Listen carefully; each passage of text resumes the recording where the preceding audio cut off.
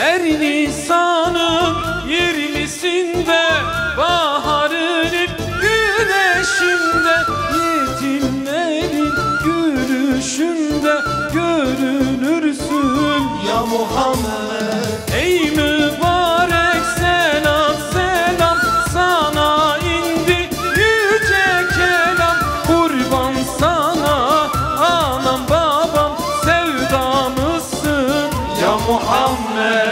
Salat selam olsun sana ya Muhammed, ya Muhammed.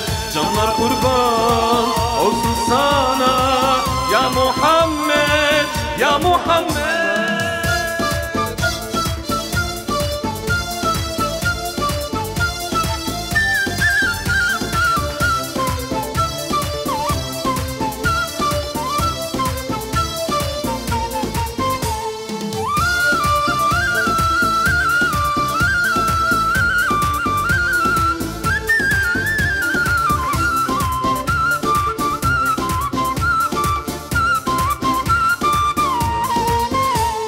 Doymadı alem sana yar, kısa sürdü nasıl bahar. Sensiz kalan inan biçar, çare sende ya Muhammed. Umut oldun cezireye, güneş oldun Medine'ye, derman oldun her sineye, bahar sensin ya Muhammed.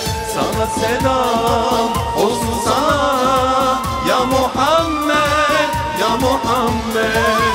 Canlar kurban olsun sana ya Muhammed, ya Muhammed.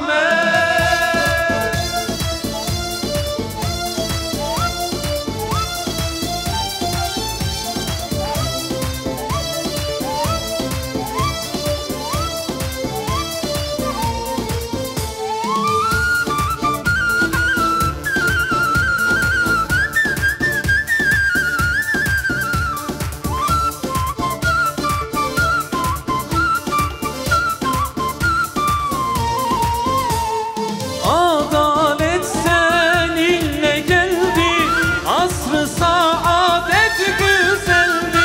Yaşlı küçük dile geldi sana Allah ya Muhammed. Ehli akıl iman eder, ölümüne biat eder.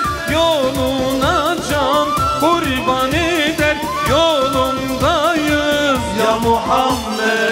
Sana selam olsun sana ya Muhammed, ya Muhammed. Canlar kurban olsun sana ya Muhammed, ya Muhammed.